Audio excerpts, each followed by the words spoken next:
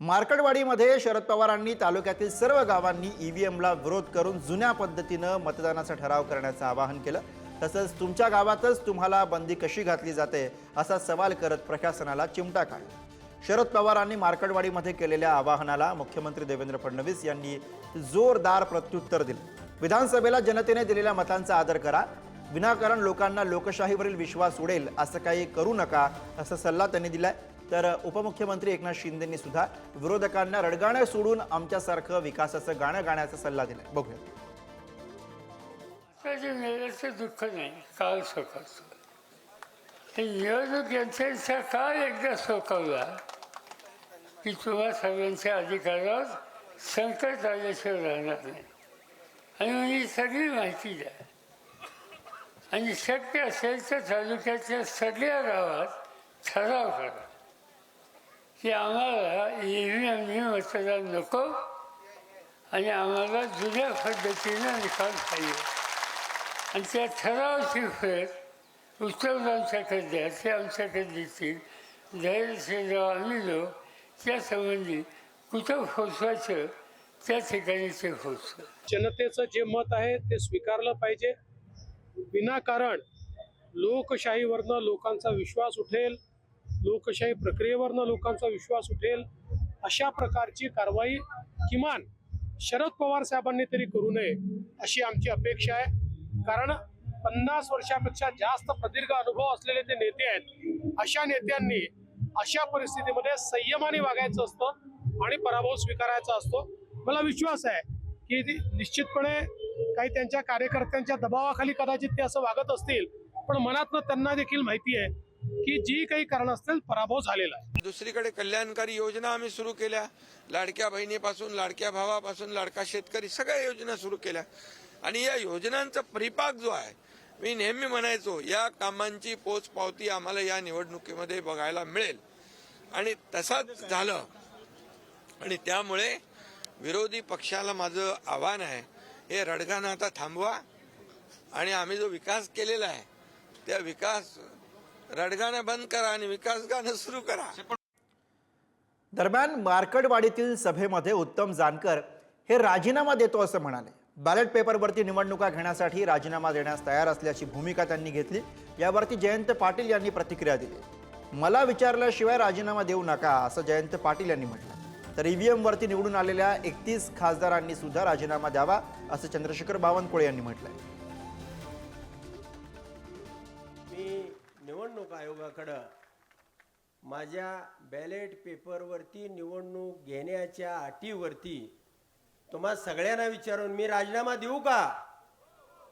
हात वर करून सांगा, बॅलेट पेपरवर मतदान होणार असेल तर मी राजीनामा देऊ का? सगळ्यांनी हात वर करून सांगा। या ठिकाणी अनेक मोठे नेते येऊन तुमच्याशी संवाद करतील, पण तुम्ही जो ठामपणा दाखवलेला आहे, ज्या ताकदीनं तुम्ही तुमची मतं मांडायला आज इथं एकत्रित आला, जेवढी जानकर साहेबांना मतं पडली आहेत तेवढीच माणसं, त्यापेक्षा जरा जास्त माणसं इथं आज उपस्थित आहेत। त्यामुळं जानकर साहेबांचं कौतुक आहे की जानकर साहेबांनी हा लढा आता हातात घेतलेला आहे। फक्त माझ्या परवानगीशिवाय राजीनामा देऊ नका। राजीनामा दिला, परत इलेक्शन झालं तर तुम्हीच निवडून येणार, मला काही शंका नाही। आता लोकसभेचे 31 खासदार निवडून आले महाविकास आघाडीचे, मग ते महाविकास आघाडीचे 31 खासदार निवडून त्यांनी राजीनामे दिले पाहिजे ना। तुम्ही खोटारडेपणा करण्याकरता त्या ठिकाणी अशा प्रकारचे उद्योग सुरू केले, मग महाविकास आघाडीचे जे लोक ईव्हीएम वर निवडून आले, ईव्हीएम वर जे लोक निवडून आले त्या सर्वांनी राजीनामे दिले पाहिजे। केंद्रीय मंत्री रामदास आठवले यांनी ईव्हीएम वरनं विरोधकांवरती निशाणा साधलाय। ईव्हीएम वरती टीका करणाऱ्यांचं डोकं खराब झालंय असा टोला त्यांनी लगावला। विरोधकांना विधानसभेतील पराभव जिव्हारी लागलाय असंही आठवलेंनी म्हटलं। रडीचा डाव खेळू नका, पराभव मान्य करा असा सल्ला विरोधकांना आठवलेंनी दिला। रडीचा डाव खेळू नका। एक तर ईव्हीएम मशीन जे आहे ते म्हणजे लोकांनी आम्हाला मतदान केलं आणि तुम्ही सांगता ईव्हीएम मशीन खराब आहे, म्हणजे ईव्हीएम मशीन खराब आहे म्हणणाऱ्यांची डोकी खराब झालेली आहे। विरोधकांच्या शंकेमध्ये अर्थ नाही आहे आणि विरोधकांनी आपला पराभव मान्य केला पाहिजे। आणि सरकारकडून देवेंद्र फडणवीस सरकारकडून त्यांची अपेक्षा काय आहे ती त्यांनी सांगावं. जरूर आम्ही जो त्यांची मागणी असेल त्या पद्धतीनं महाराष्ट्राला विकासाच्या दिशेने पुढे घेऊन जाणार आहोत. तर मवियाच्या अमरावतीच्या खासदारांनी राजीनामा देऊन पुन्हा निवडणूक लढवावी. ईव्हीएमवरती टीका करणाऱ्यांना नवनीत राणा यांनी हे थेट आव्हान दिलं. पुन्हा एकदा होऊन जाऊ द्या बॅलेट पेपरवरती मतदान, असं नवनीत राणा यांनी म्हटलं. लोकसभेमध्ये यश मिळालं तेव्हा ईव्हीएम चांगलं होतं, मात्र विधानसभेतील पराभवानंतर लगेच ईव्हीएमवरती शंका घेतली जाते, असंही राणा म्हणाले.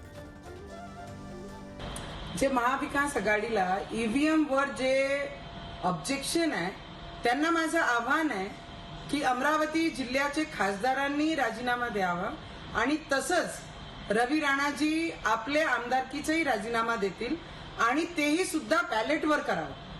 मला तर कमाल वाटते महाविकास आघाडीची. लोकसभामध्ये एवढे सीट आल्यानंतर तेव्हा ईव्हीएम हे बरोबर होता आणि लोकशाही जिवंत होती.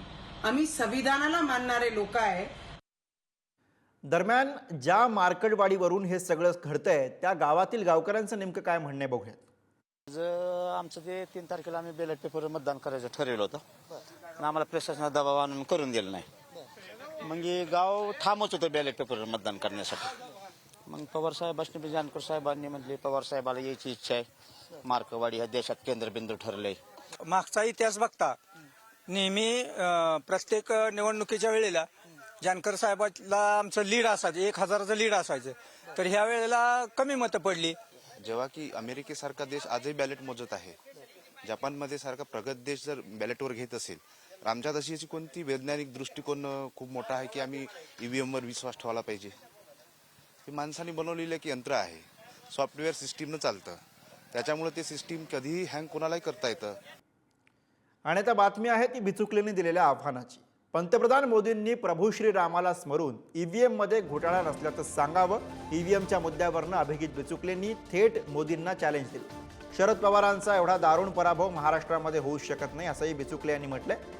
ईव्हीएम विरोधी लढाईमध्ये आपण शरद पवारांच्या मागे उभे असल्याचं सुद्धा बिचुकलेंनी म्हटलंय. बारामतीमध्ये मला 200 मतं पडायला हवी होती, पण केवळ 92 मतं कशी पडली, अभिजित बिचुकलेंनी शंका व्यक्त केली. मोदी साहेब शौचालय करतात. त्यांना मला एक प्रश्न विचारायचा आहे की तुम्ही सांगा, आज आचारसंहिता नसल्यामुळे मी उघड बोलतो, प्रभू रामचंद्राला स्मरून सांगा, ईव्हीएम मध्ये घोटाळा आहे की नाही मोदी साहेब. शरद पवार साहेब सुद्धा म्हणतात, आज त्यांचं वय पाहता त्यांचा जरी दारुण पराभव झाला असला तरी एवढा दारुण व्हावा असं मला बारामतीतला विरोधक म्हणून सुद्धा वाटत नाही.